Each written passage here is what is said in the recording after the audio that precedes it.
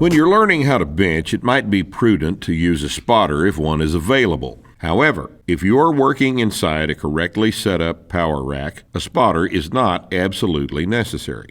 Start with an empty bar. Lie down on the bench with your eyes looking straight up. In this position, you should be far enough down from the bar, meaning toward the foot end of the bench, that when you look up, your eyes are focused on the downside of the bar. Your feet should be flat on the ground, with your shins approximately vertical. Your upper back should be flat against the bench, with your lower back in an anatomically normal arched position. Take an overhand grip on the bar. Your grip should be somewhere between 22 and 24 inches, measured between the index fingers. This grip width will result in a vertical forearm for most people when the bar is touching the chest at the bottom. The bar should rest on the heel of your palm, not on the fingers, and directly over the bones of the forearm. Just like the press, this grip is best accomplished by pronating your hands with a slight internal rotation of your arms. You are now ready to take the bar out of the rack.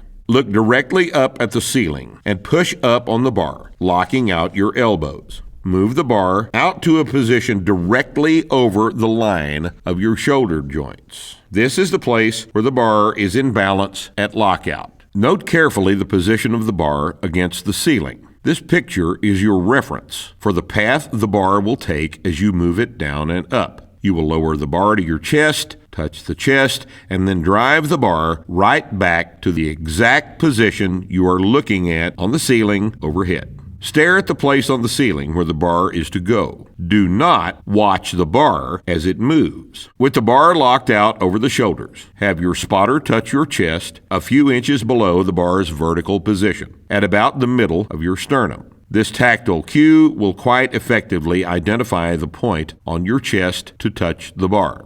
If there is no spotter and you're benching alone inside a rack, unlock your elbows and then allow them to drop towards your feet a little on the way down. If you do this correctly, the net effect will be the same as the spotter's touch. The bar will contact your sternum a few inches below your clavicles and therefore below your shoulder joints. Look at the ceiling. Unlock your elbows, lower the bar to your chest, touch without stopping, and then drive the bar back at the point on the ceiling your eyes have trapped. Try it for a set of 5 reps. You'll immediately notice that if your eyes don't move from their fixed position, the bar will go to the same place every rep. Do another set of 5 with the bar, reinforcing your eye position, and then rack the bar. This is done with locked elbows after the last rep is finished. Should you have a spotter, this movement back to the rack should be covered.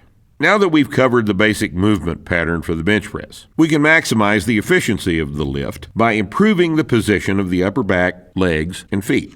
The upper back needs to be planted firmly against the bench and used as a platform to drive against, while the arms drive the bar up. When this is done correctly, the shoulder blades will be adducted or pinched together. Sit on the bench in the same position you assume before lying down to take the bar. Imagine a hand touching you right between the shoulder blades, and imagine pinching the hand between your shoulder blades. This pinching will also cause you to raise your chest, further contributing to a good position. Now, lie down, take the bar out, and assume this same position, making sure your shoulder blades are pinched together and your chest is up high. Your goal is to be able to do all your reps without losing this set position against the bench. Used correctly, the legs drive against the floor during the bench press, transferring force horizontally along the bench through the hips into the arched back to reinforce the arch and keep the chest in its high position. Remember that you cannot raise your butt up off of the bench at any time